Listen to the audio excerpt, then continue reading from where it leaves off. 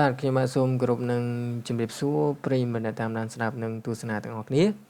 សូមស្វាគមន៍ចំពោះការវិលត្រឡប់មកកាន់ Channel Leappeng Tutorials សាយថ្មីអញ្ចឹងនៅក្នុងវីដេអូនេះគឺខ្ញុំចង់បង្ហាញបងប្អូនតាក់ទងជាមួយនឹងរបៀបនៃការបង្កើត user ឬក៏ person នៅក្នុង browser Chrome ដើម្បីយើងអាចប្រើប្រាស់ email ច្រើននៅក្នុង browser Chrome នឹងតែមួយណាអូខេអញ្ចឹងខ្ញុំនឹងបង្ហាញថាយើងបំបែកឬក៏បង្កើត user ឬក៏ person ហ្នឹងដោយរបៀបណាហើយវាចេញលទ្ធផលបែបណាណាអញ្ចឹងឥឡូវគឺខ្ញុំបើកឲ្យមើលតែម្ដងអញ្ចឹងយើងមើលនេះណាគឺ browser នេះគឺជា browser Chrome ទាំងអស់ណាអញ្ចឹងបើសិនជាយើងអត់មាន add person ឬក៏ add user នៅក្នុង browser Chrome ទេគឺយើងមានតែ browser នេះតែមួយទេណានេះណាយើងមានតែ browser Google Chrome នឹងមួយទេនៅពេលដែលយើងបើកទៅគឺមានតែមួយនឹងទេហើយបើសិនជាយើងដាក់ email ក៏ដាក់ email បានច្រើនមែនប៉ុន្តែដល់ពេលដែលយើងចង់ប្រើ email មួយឬក៏ប្រើ email ផ្សេងទៀតគឺយើងត្រូវ log out ឬក៏ switch ចុះ switch ឡើង switch user មានបដូរ email ចុះបដូរ email ឡើងអញ្ចឹងវាពិបាកអញ្ចឹងយើងអត់ចង់ធ្វើអញ្ចឹងមានន័យថាបើសិនជាយើងចង់ប្រើ email 2អញ្ចឹងគឺនៅក្នុង browser នឹងតែមួយអញ្ចឹងយើងធ្វើមិនយើងត្រូវ add មានន័យយើងត្រូវ add user របស់យើងផ្សេងគ្នាណាអញ្ចឹងបើថា browser នេះយើងចង់ដាក់ email ទី1ហើយ browser មួយទៀតយើងដាក់ email ទី2ហើយ browser មួយទៀតដាក់ email ទី3អញ្ចឹងដើម្បីងាយស្រួលក្នុងការប្រើប្រាស់ឧទាហរណ៍ដូចរបស់ខ្ញុំអញ្ចឹងណានៅក្នុង browser នេះគឺមួយ email មួយណាអូខេឥឡូវយើងមើលគឺ browser នេះគេមានឈ្មោះរបស់គេនេះគឺខ្ញុំដាក់ email អូនពីនយ៉ាចា 2@gmail ណាអូខេអញ្ចឹង browser មួយទៀតឥឡូវយើងមើលមួយទៀតណាយើងមើលមួយទៀតអញ្ចឹងយើងមើល browser ហ្នឹងណាគឺឈ្មោះគេនេះឃើញទេ pin janit 5@gmail អញ្ចឹងទៅអញ្ចឹងគឺ email ផ្សេងគ្នាតែម្ដងតែនៅក្នុង browser តែមួយទេអញ្ចឹងយើងអាចមើលខាងក្រោមបានអូខេឥឡូវយើងមើលខាងក្រោមនេះណាអូខេអញ្ចឹងវាបំបែកឲ្យ browser 2ឃើញទេ browser គឺមាន2តែ Chrome តែមួយទេអញ្ចឹងយើងអាចដាក់ email របស់យើងផ្សេងគ្នាបានអញ្ចឹងវីដេអូនេះគឺល្អសម្រាប់អ្នកធ្វើក្នុងការបដូរណាផ្លាស់ប្ដូរ subscribe គ្នាបាទយើងអាចដូរបានច្រើនក្នុងពេលតែមួយណាអញ្ចឹងនេះគឺល្អសម្រាប់អ្នកដែលចូលចិត្តដូរ subscribe អញ្ចឹងណាអូខេអញ្ចឹងយើងធ្វើមិនឧទាហរណ៍យើងមាន10 email អញ្ចឹងយើងត្រូវបង្កើតbrowser ឬក៏បង្កើត person មួយនៅក្នុង browser ហ្នឹងបបែកតគ្នាណាអូខេឥឡូវយើងនឹងចាប់ផ្ដើមធ្វើវាតែម្ដងទៅអូខេ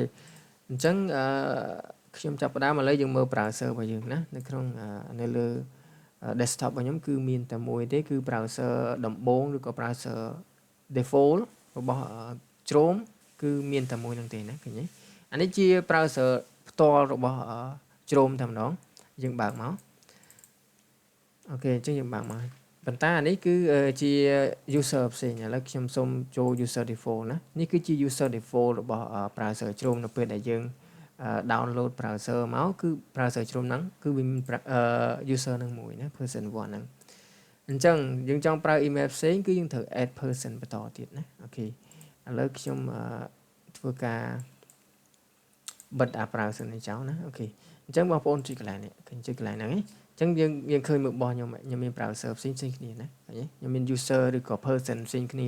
អញ្ចឹងមានន័យថានៅក្នុងមក browser នេះគឺដាក់ email មួយសម្រាប់មនុស្សម្នាក់ហើយមាន browser មួយទៀតគឺយើងដាក់ email មួយផ្សេងទៀតសម្រាប់មនុស្សម្នាក់ផ្សេងទៀតណា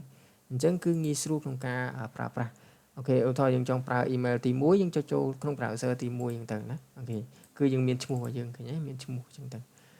អូខេឥឡូវយើងចាប់ផ្ដើមទៅអញ្ចឹងដើម្បីបង្កើតបានយើងចុចកន្លែងនេះបាទនេះយើងចុចកន្លែងរូបក្បាលមកហ្នឹងចុចទៅបន្ទាប់មកយើងអានេះ scroll ចុះក្រោមអញ្ចឹងដោយសារតែរបស់ខ្ញុំមានបានបង្កើតជាច្រើនបាទដើម្បីប្រើប្រាស់ email ផ្សេងគ្នាគឺវាច្រើនបើសិនជាបងប្អូនមានតែមួយទេបាទមាន guest មាន2ណាមាន person ហើយនឹង guest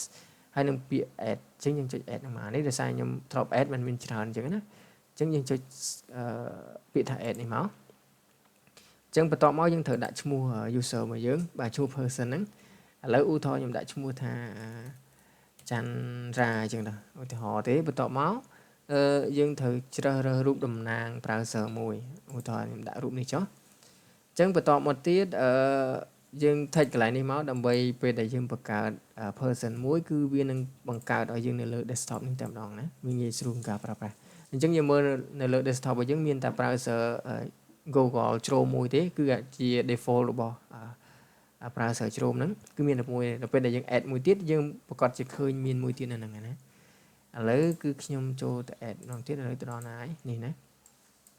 chẳng nhom thay cái lại năng máu đầm bay về bậc cả này lơ desktop ở dương tổng ở những chữ add ok chứng dương chạm thì tiếp viên bậc cả lại dương này nhé về tranh màu mùi này nhé vì đã chăn ra Chrome đó chăn ra Chrome chẳng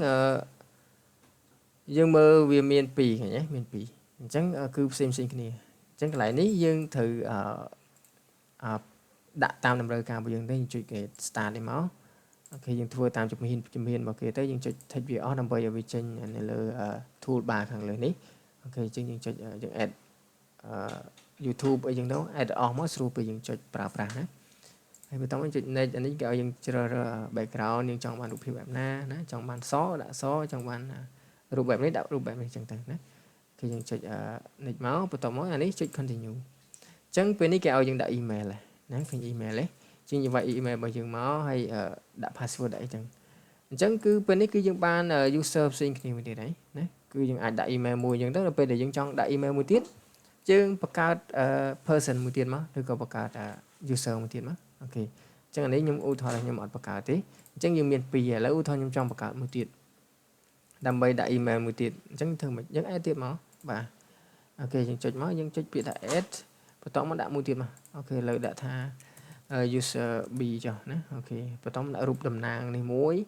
thay vì máu và tóm máu chích add ok chắc là đi dân thua được này máu dân set up browser và dân mất ok thay cho tới rule dân pra là dân đã rụpแบบnày cho đã email một tiền mà nè dân mình trong đã email các bạn nè ok chẳng dân thuaแบบnày nghi rule còn cả pra email xin này dân bà chăm mà lọc cho lọc làng thế bà lọc thòm đã dân switch cho switch lang vì bà pra nè chẳng dương praแบบนี้คืออันเป็นปะปอคนี้ទេណាអញ្ចឹងយើងអាចដាក់ browser នេះដាក់ account YouTube មួយអញ្ចឹងទៅហើយ browser នេះយើងអាចដាក់ account YouTube មួយទៀតអញ្ចឹងទៅណាអញ្ចឹងគឺងាយស្រួលសម្រាប់យើងធ្វើការប្រើប្រាស់ណាអញ្ចឹងវីដេអូហ្នឹងគឺមានតែប៉ុណ្្នឹងទេហើយវីដេអូនេះគឺល្អសម្រាប់អ្នកដែលចូលចិត្តដូរ subscribe គ្នាណាអូខេយើងអាចបើកវីដេអូក្នុងការដូរ subscribe គ្នាក្នុងពេលតែមួយបានណាអូខេអញ្ចឹងងាយស្រួលណាអញ្ចឹងវីដេអូហ្នឹងគឺមានតែប៉ុណ្្នឹងហើយបើសិនជាមានចម្ងល់អីអាច comment នៅខាងក្រោមវីដេអូបានហើយខ្ញុំនឹងធ្វើការឆ្លើយតបទៅកាន់វិញណាហើយអរគុណច្រើនចំពោះការទស្សនាវីដេអូនេះហើយបើសិនជាពេញចិត្តនៅវីដេអូនេះសូមជួយចុច like និង subscribe ដើម្បីទទួលបាននូវចំណេះដឹងថ្មីៗជារៀងរាល់ថ្ងៃអរគុណច្រើនជួបគ្នានៅវីដេអូក្រោយទៀតអរគុណ